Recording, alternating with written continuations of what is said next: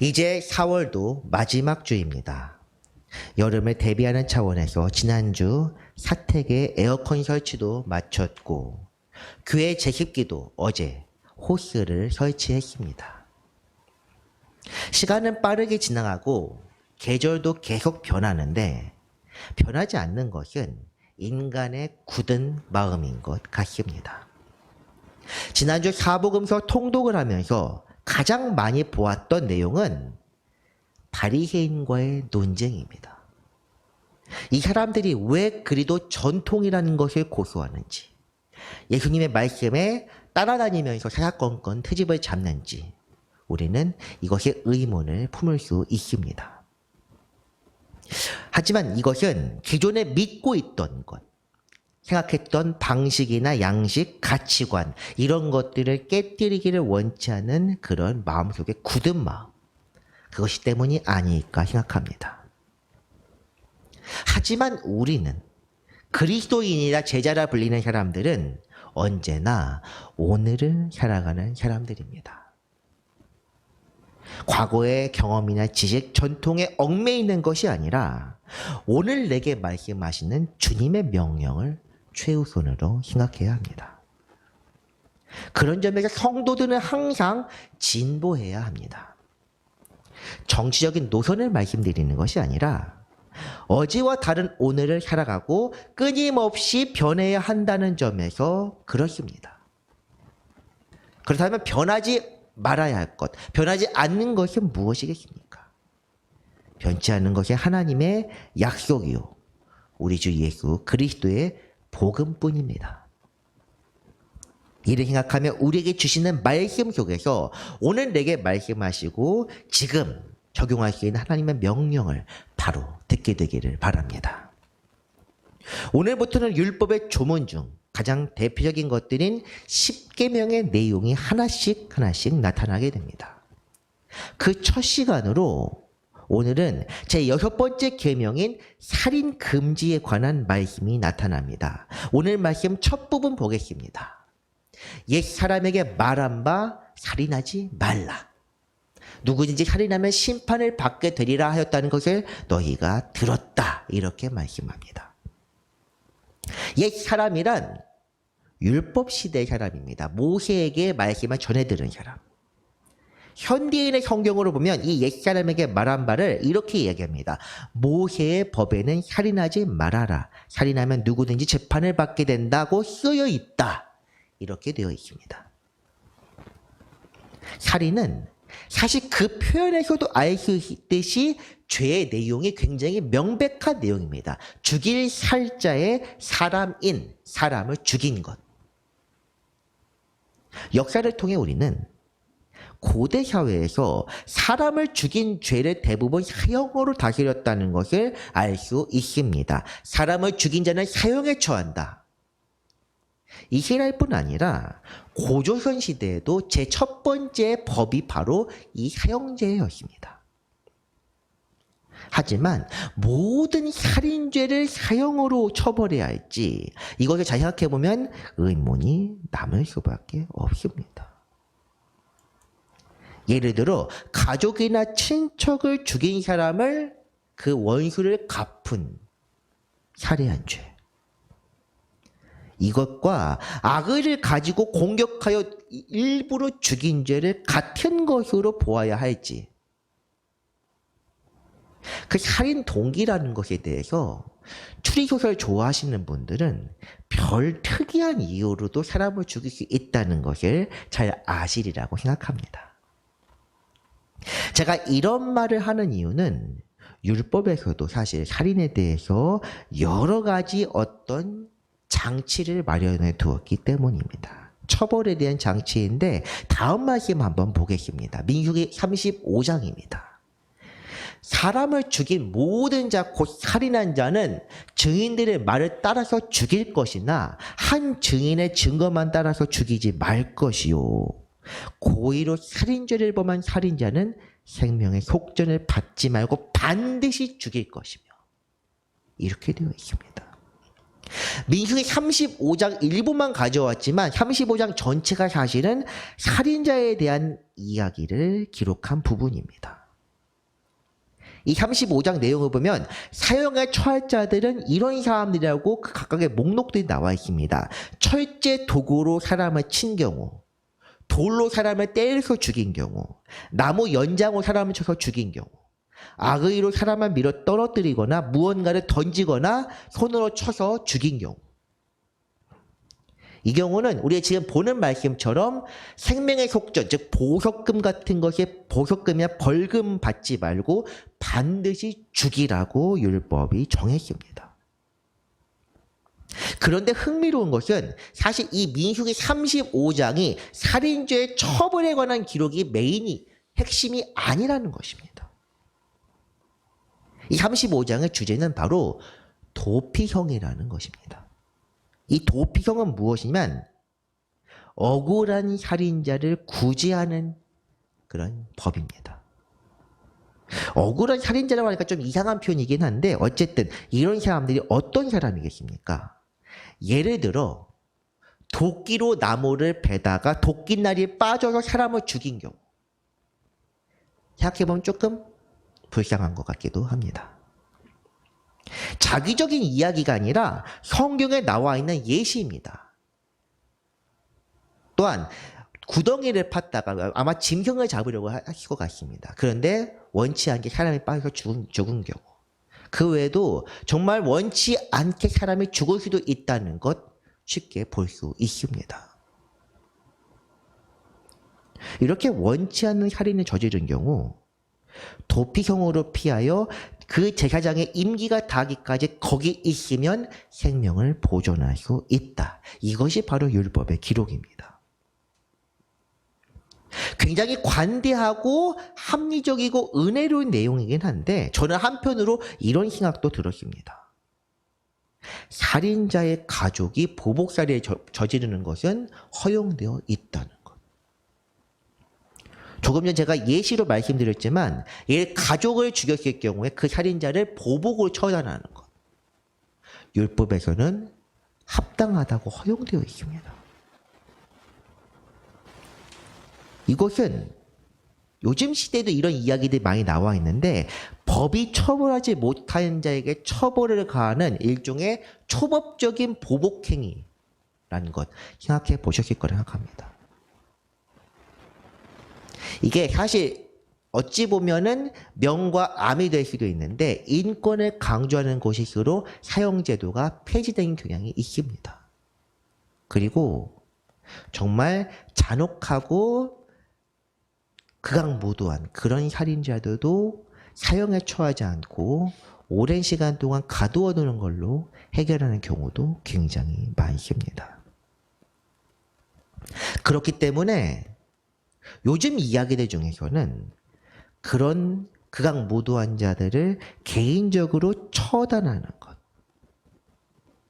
이런 것들 대부분 정의롭고 시원한 결말이라고 그렇게 포장하고 있습니다. 물론 소설 전체가 그렇지는 않지만은 꽤 오래전에 유행했던 데스노트라는 그런 만화 혹은 애니메이션도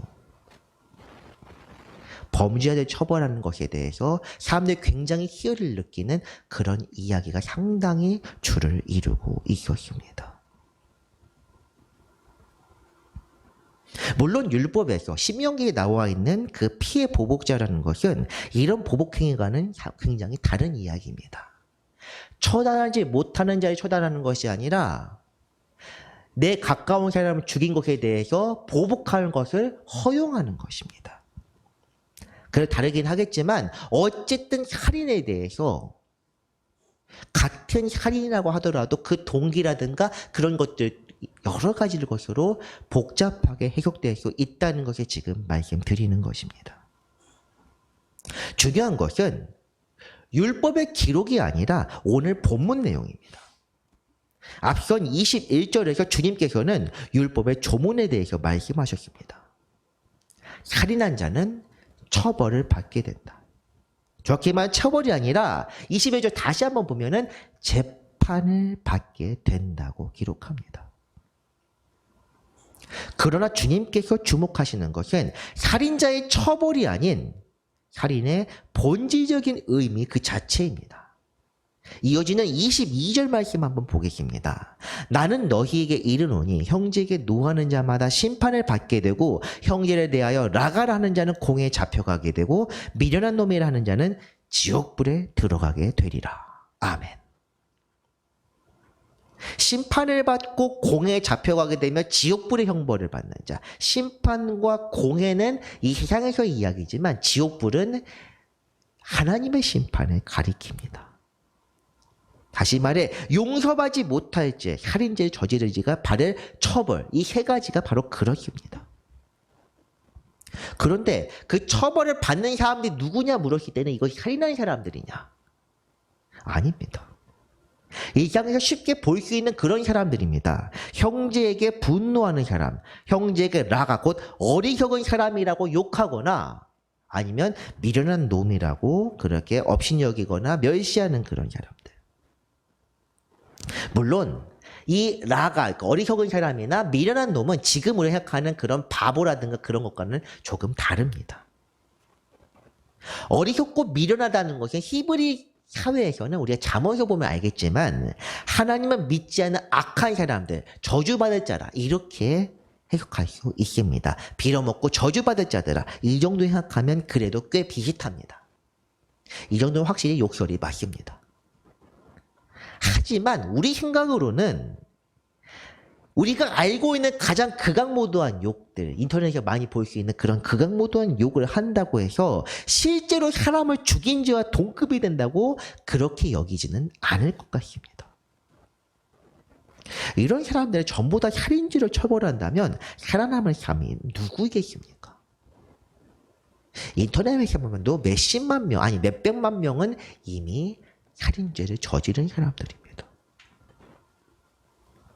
주님께서 말씀하시고자 하는 핵심은 살인죄의 처벌 범위를 넓히라는 그런 의미가 아닙니다. 저런 사람들도 다 잡아 죽여라는 의미가 아니라 욕하는 행위나 어떤 그런 행위가 문제가 되는 것이 아니라 악의 그 자체가 문제라는 것을 지적하시는 것입니다. 사람에 대한 분노, 타인을 깎아내리려는 마음, 질투, 증오, 살인을 일으키는 동기가 되는 그 마음이 문제입니다.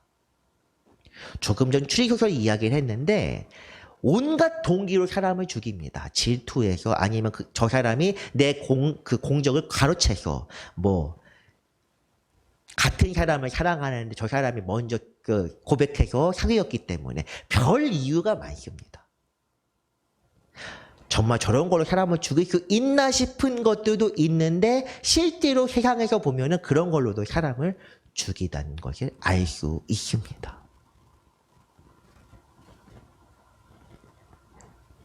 악의를 품고 하는 행위는 굳이 살인이 아니더라도 사람의 마음에 상처를 내면서 잠식하게 됩니다. 이런 수많은 동기들이 그 사람은 실제로 무언가 가지고 때려서 죽이지 않더라도 하는 말 한마디 그리고 하는 행동 하나가 그 사람에게 영향을 준다는 것입니다. 주님은 사람의 마음에 있는 악한 생각을 보고 그 악의를 버리라고 지금 말씀하시는 것입니다.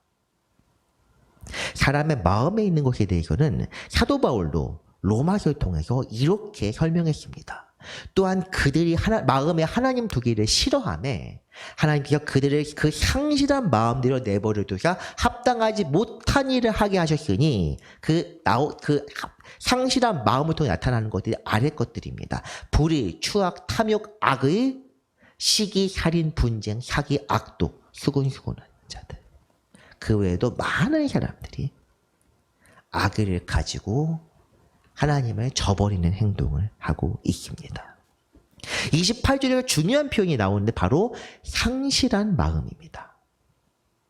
상실이라는 것이 무엇입니까? 잃어버렸다는 것입니다. 이것은 태초에 하나님께서 인간을 창조하실 때 만드신 하나님의 형상입니다. 죄를 통해 인간은 하나님의 형상을 상실하고 죄의 종이 되어 악한 마음을 품게 되었습니다. 그래서 최초로 거역한 자 아담에게서 나온 두 아들 중에서 한 아들이 다른 아들을 죽였습니다. 가인이라는 최초의 살인자가 상실한 마음을 통해 나타나게 되었습니다. 그 이후 악은 점점 더 퍼져나갔고 가인의 후대에서는 일종의 정당, 방위라고 한 형태로 살인을 당연하게 여기는 그런 풍습까지 나타나게 됩니다.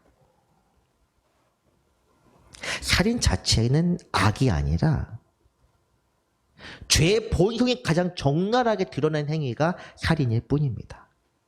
살인이 아니더라도 악은 많습니다.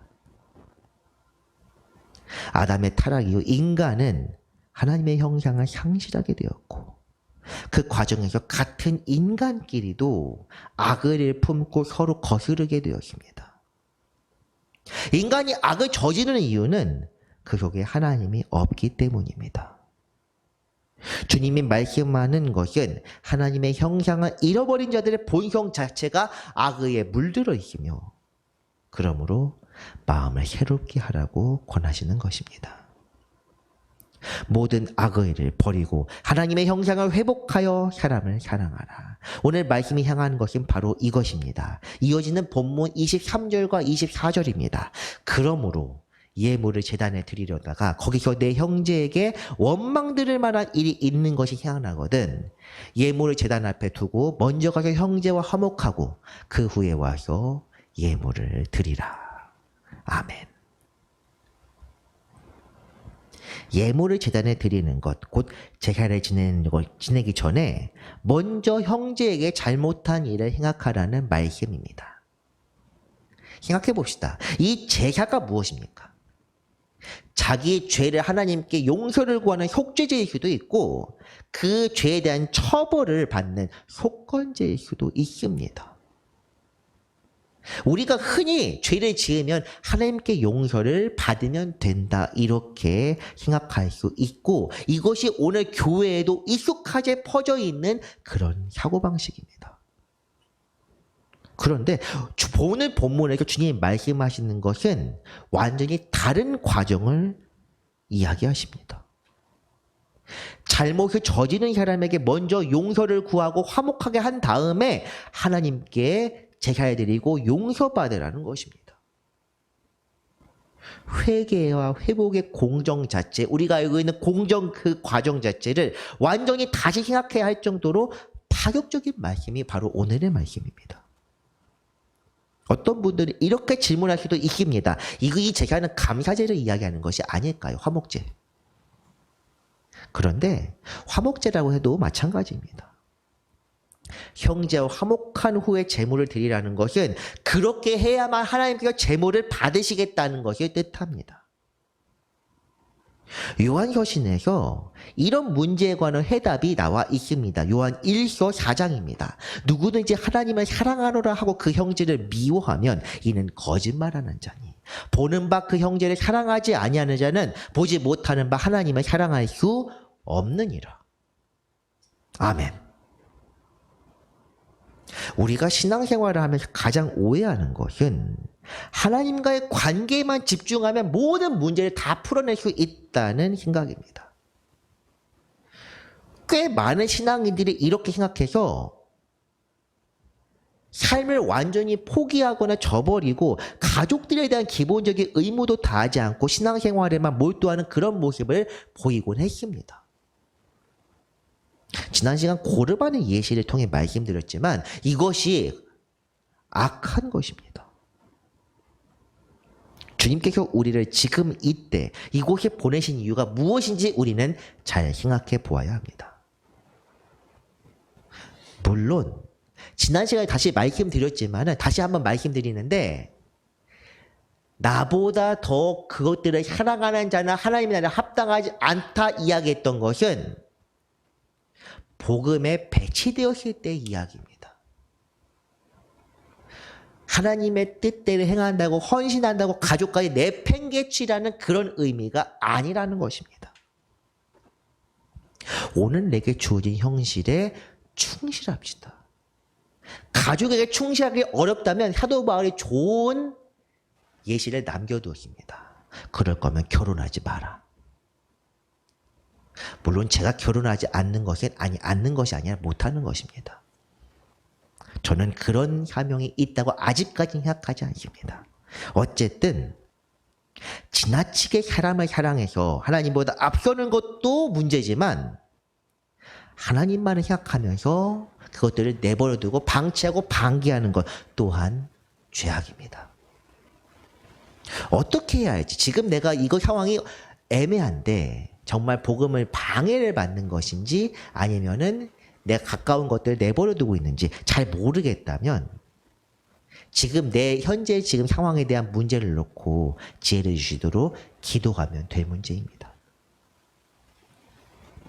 주님께서는 우리를 보내신 목적, 그 사명을 다하실 것을 요구하십니다. 사명은 하나님의 일을 하는 것만이 아닙니다. 아니, 정확히 말하자면은 교회나 하나님의 복음을 전하는 것만이 하나님의 일이 아닙니다. 주님께서 십자가 하나만을 보고 이 땅에 오셨다면 제자를 부를 필요도, 사람들을 고치시거나 말씀을 전하실 필요도 없을 것입니다. 그러나 요한복음에서는 이렇게 말씀합니다. 우리가 금요일에 통독 때 읽었던 말씀입니다. 13장인데 6월절 전에 예수께서 자기가 세상을 떠나 아버지께로 돌아가실 때가 이른 줄 아시고 세상에 있는 자기 사람들은 사랑하시되 끝까지 사랑하시니라. 아멘. 주님이 언제나 우리의 모범입니다. 우리가 어떻게 살아야 할지 모르겠습니다. 주님을 바라보고 주님처럼 살면 됩니다. 어려운데요. 하나님으로서는 하실 수 있느니라. 아멘. 주님의 모범 되신 주님께서, 선생 되신 주님께서 이 사랑의 내용을 어떻게 표현하냐. 13장에 이렇게 표현합니다. 발을 씻기셨다. 그리고 애찬을 나누시면서 그 제자들에게 진리를 가르치셨다. 그 내용이 14장부터 16장까지 나와 있습니다. 이것들은 그들을 사랑하는 방법이었습니다. 주님을 본받고 그분의 뒤를 따라야 할 우리도 마찬가지입니다. 우리에게 주어진 사람들을 사랑하되 악의를 버리고 하나님의 마음을 품어야 하며 옆 사람이 잘 된다고 질투할 것도 아니요 옆 사람이 못 산다고 업신여길 것도 아니며 하나님의 마음으로 주님의 심장을 품고 주님의 시선으로 세상을 바라보는 것. 그것이 바로 우리에게 요구되는 하나님의 사명입니다. 오늘 본문에 따르면 악의를 품고 하는 모든 행위 자체를 제고해야 합니다. 아니, 금지해야 합니다. 물리적인 해를 가하는 것뿐 아니라 욕하는 것과 악의 그 자체를 버려야 합니다. 상실된 마음을 버리고 온전한 마음으로 하나님의 형상을 회복하여 주님께로 나아가야 합니다. 우리 주변에 대해서만 할 것도 아닙니다. 뉴스에서 범죄자들이나 정치인들을 보면서 흔히 우리가 욕을 많이 합니다. 오늘 말씀에 따르면 이렇게 말씀해요. 욕할 것이 아니라 이 세상의 악함을 탄식하며 기도하고 하나님의 때가 이르기 전에 회개하고 주께로 돌아올 수 있도록 간구해야 합니다. 이것이 신앙인의 올바른 자세입니다. 나아가 주님께서는 사람에게 잘못했을 때 용서를 구하는 것이 옳은 일임을 말씀하십니다. 오늘 본문 마지막 부분 25절과 26절입니다. 너를 고발하는 자와 함께 길에 있을 때 급히 사화하라. 그 고발하는 자가 너를 재판관에게 넘겨주고 재판관이 옥리에게 내어줘 오게 가둘까 염려하라. 진실로 내게 이르노니 내가 한 푼이라도 남김없이 다 갚기 전에는 결코 거기서 나오지 못하리라. 아멘. 요즘 말로 다시 한번 표현하면은 재판에 서기 전에 빨리 합의해라. 뭐 이렇게 해석해 볼 수도 있을 것 같습니다. 하지만 이 경고 결코 가볍게 흘려들어서는 안 됩니다. 이것을 세상의 법정을 생각하면은 그래도 합리적인 이야기입니다. 권면할 수 있는 이야기입니다. 하지만 이 재판관을 하나님의 보좌라고 생각해 봅시다. 영원한 나라가 이루고 거룩하신 하나님께서 우리 앞에서 우리를 내려다보고 계신데 내가 이웃에게 저지른 죄를 회개하지 못하고 그들과 화해하지 못하고 그들에게 해를 남긴 채로 주 앞에 서게 된다면 어떻게 되겠습니까? 우리가 이 마태복음 후반부 말씀에서는 이런 상황에서 받게 될 심판을 주님께서 친절하게 말씀해 주십니다. 또 왼편에 있는 자들에게 이르시되 저주를 받은 자들아 나를 떠나 마귀와 그 사자들을 위하여 예비된 영원한 불에 들어가라. 이에 임금이 대답하여 이르시되 내가 진실로 너희에게 이르노니 이 지극히 작은 자 하나에게 하지 아니한 것이 곧 내게 하지 아니한 것이니라 하시리니 마음에 새겨야 합니다. 이 하지 않은 것이 무엇입니까? 가난한 이웃이 배고플 때 먹이지 않고 목마를 때 마시지 않고 옥에 갇혀 있거나 비천한 상황에 있을 때 돌아보지 않았다는 것. 흔히 말하는 선한 사마리아 법입니다. 그것을 행하지 않았다고 지옥불에 던지겠다고 하십니다. 지금. 하물며 그들에게 악의를 가지고 상처를 입히거나 해를 끼치게 한 결과는 어떠하겠습니까? 이 말씀에 비춰 보았을 때 다른 사람을 악의적으로 깎아내렸다면 곧 주님을 악의적으로 깎아내린 것이요. 다른 사람들을 중상모략했고 혹은 다른 사람들에게 독한 말로 욕설을 퍼부었다면 그건 곧 주님께 한 것이다. 오늘 주께서 말씀하십니다. 이 한상순 말씀에서도 나오는 말씀이고 후에 바리새인과 사두개인들과 논쟁의 경우 나오는 말씀인데 이웃을 내 몸과 같이 사랑하라. 원수를 사랑하라. 이런 것들입니다. 이 말씀을 예수님께서 계속 반복하시는 이유가 괜히 그러시는 것이 아닙니다. 살려면 이렇게 하라는 것입니다. 마지막 때 사람들 간에 있었던 일들도 하나님께서 직접 심판하신다. 오늘 말씀이 바로 그것을 이야기하는 것입니다. 주님은 사람의 간구를 들으시는 분이십니다. 오늘 우리가 고통 중에 있을 때 우리가 간구하면 주님께서 들으십니다.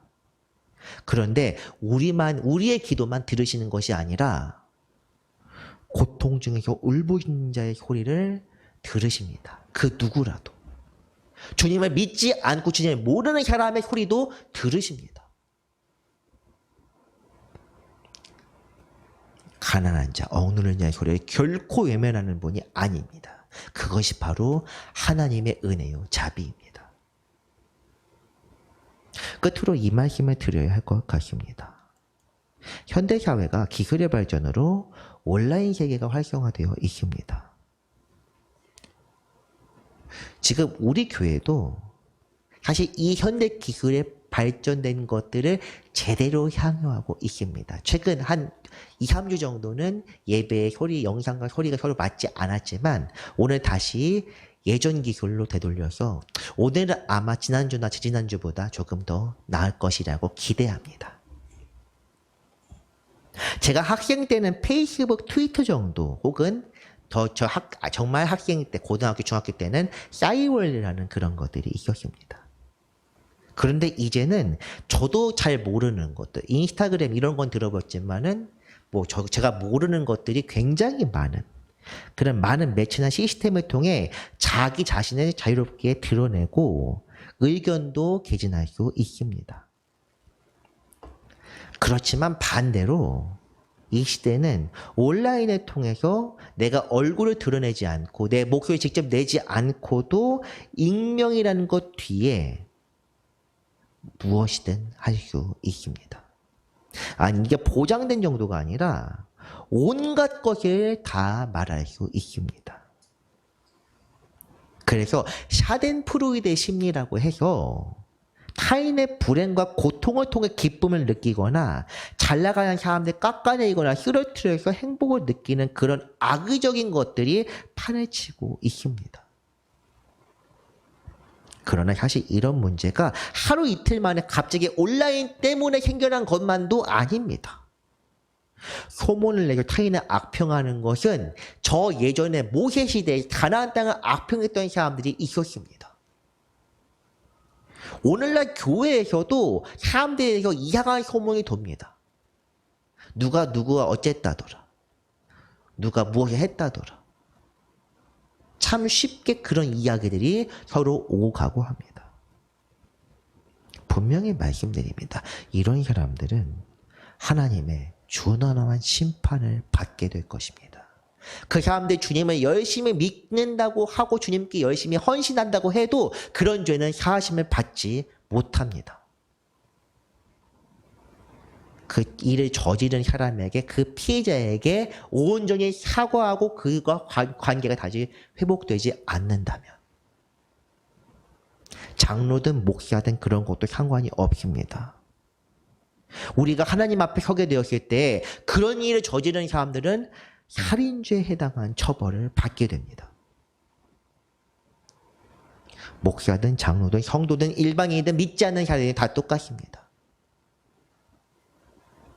우리가 삶에서 거룩함을 회복해야 한다. 거룩하게 살아야 된다. 십자가를 져야 된다. 왜 그렇게 강조하겠습니까? 그렇게 하지 않으면은 인간의 기본적인 심리 자체가 악의에 기울어져 있기 때문에 그것을 보여준 것이 바로 가인의 살인 사건입니다.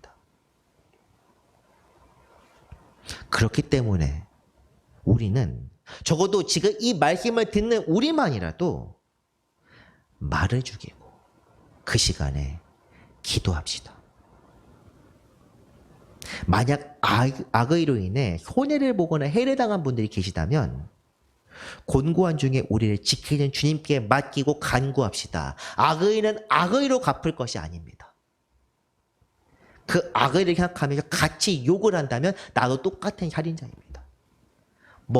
흔히 말하는 피해 보복자처럼 정상 참작은 될지 몰라도 그것이 정상 참작이 되는 것이지 하나님의 긍휼을 의지해야 되는 상황을 굳이 일부러 만들지 맙시다. 만약 악의로 타인에게 해를 끼친 사람이 있다면 지금이라도 하나님께 회개하며 그 사람에게 용서를 구합시다. 익명 뒤에 악플을 남겼다면 지금 바로 다 지우시기 바랍니다. 오래전에 기억이 나지 않는다면 정말 무릎을 꿇고 가슴을 치면서 그때 당시 죄를 회개하고 그 악플을 받은 당사자에게 영향을 주지 않기를 위하여 기도합시다. 여기 계신 여러분이 구원을 목표로 하는 사람들이라면 마땅히 그렇게 해야 합니다. 우리뿐 아니라 그냥 모든 사람을 지으시고 지금도 돌보신 주님께서 우리의 모든 마음의 생각 깊은 것까지 아시는 주님께서 지금도 우리를 보고 계십니다. 세상을 내려다보시고 마지막 때에 생명책과 심판의 책을 두고 심판할 준비를 하고 계십니다. 말씀을 정리합니다. 주님께서 말씀하시는 살인은 사람을 실제로 죽이는 것이 아니라 악의로 해를 끼치는 모든 행위를 뜻합니다. 주께서는 이런 행위가 지옥불에 들어갈 사악한 행위라고 규정하십니다. 그러므로 타인에 대한 악의를 버리고 하나님의 시선으로 바라보며 서로 사랑합시다. 우리가 이 땅에서 주님의 사명을 완수하면 영원한 나라에서도 주께서 우리를 기억하시고 영접해 주실 것입니다. 이 소망을 품고 오늘도 은혜로 살아가는 모든 성도 되시기를 주님의 이름으로 축원합니다. 기도하겠습니다. 거룩하신 주님, 우리를 사랑하시고 우리에게 사랑을 가르쳐 주시니 감사드립니다. 우리 마음에 있는 모든 악의를 악독과 노함과 비방과 함께 온전히 버리고 서로 용서하고 관용하며 사랑할 수 있게 하여 주옵소서. 우리에게 주신 하나님의 형상을 회복하고 주 은혜를 날마다 기쁘게 사랑하는 모두가 되게 하여 주옵소서.